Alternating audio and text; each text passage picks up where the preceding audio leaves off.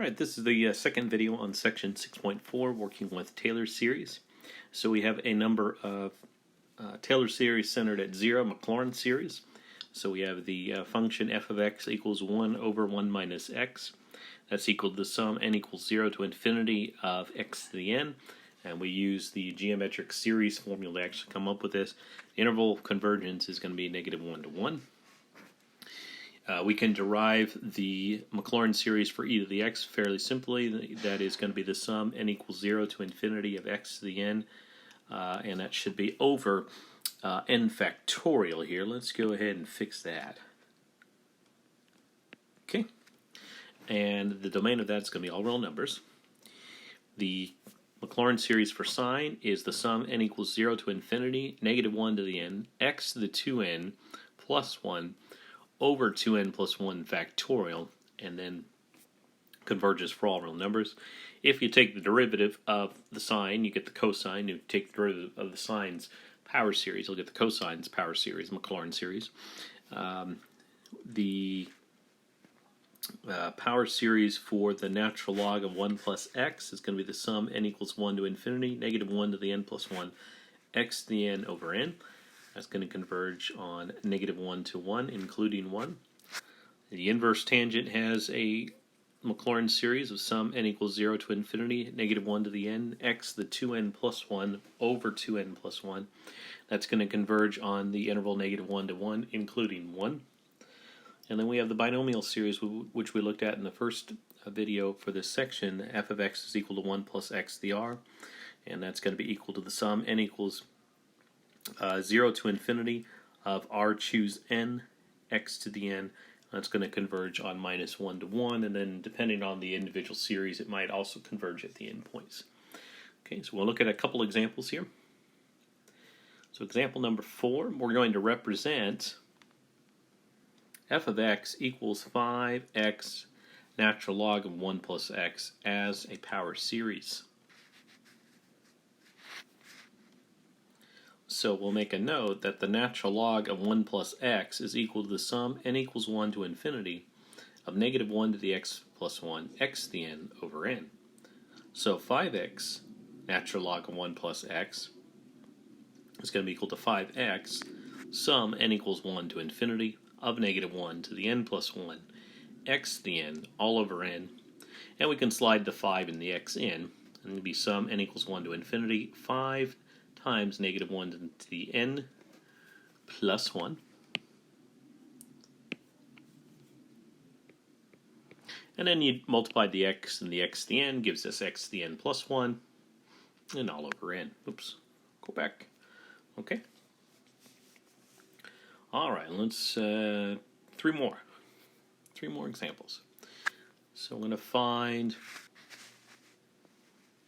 the sum n equals 0 to infinity of negative 1 to the n, 4 to the n plus 2, all over n factorial. And then you gotta go through your list of your power series and determine, okay, which power series does it kind of look like, and can we get it to fit that particular power series? To me, it kind of looks like e to the x.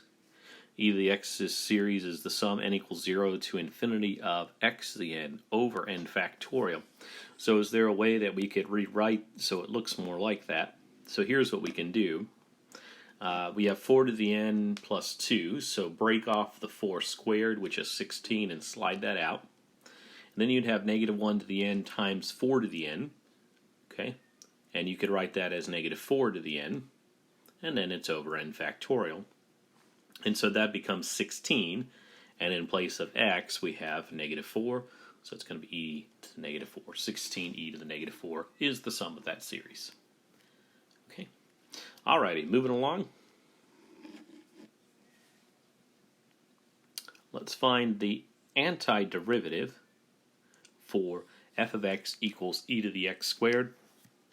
And this doesn't have an elementary antiderivative. So think of the elementary antiderivative, you know, it's a sine or a cosine or a polynomial or a rational function, exponentials, that kind of stuff, logarithmics, all the typical type of functions that we study. But we can still find an antiderivative of this. We're going to go ahead and have a power series representation of the antiderivative. So e to the x is the sum n equals 0 to infinity of x to the n over n factorial. So e to the x squared is going to be the sum n equals 0 to infinity. Instead of x to the n, it's going to be x squared to the n over n factorial, which is the sum n equals 0 to infinity, x to the 2n over n factorial. Now we're going to go ahead and find the antiderivative of e to the x squared, which is going to be the antiderivative of the sum n equals 0 to infinity, x to the 2n over n factorial, integrate with respect to x. So you would do term by term integration, or we can look at the nth term here. Okay, so we're going to get constant of integration, c plus the sum n equals 0 to infinity, and we're going to add 1 to the exponent, and we're going to divide by that exponent. Okay, and there's our antiderivative. So now we have an antiderivative for e to the x squared, and it has a power series representation. Okay. All right, we got one more example here. Number 7, we're going to find a power series for f of x is equal to cosine squared of x. Okay, we're going to go ahead and use the power reducing formula for cosine. So cosine is equal to 1/2 1 plus cosine of 2x. That's just a trig identity. And then for a reference, we're going to go ahead and put the power series for cosine, which is the sum n equals 0 to infinity of -1 to the n, x to the 2n over 2n factorial. So cosine squared, which is equal to 1/2, 1 plus cosine 2x is equal to 1/2, 1 plus, and then the cosine of 2x, we can write that as the sum n equals 0 to infinity of -1 to the n. Instead of x, it's going to be 2x to the n all over 2n factorial. And there it is. Okay. Alrighty, so that's it for this video. We'll see you in Chapter 7.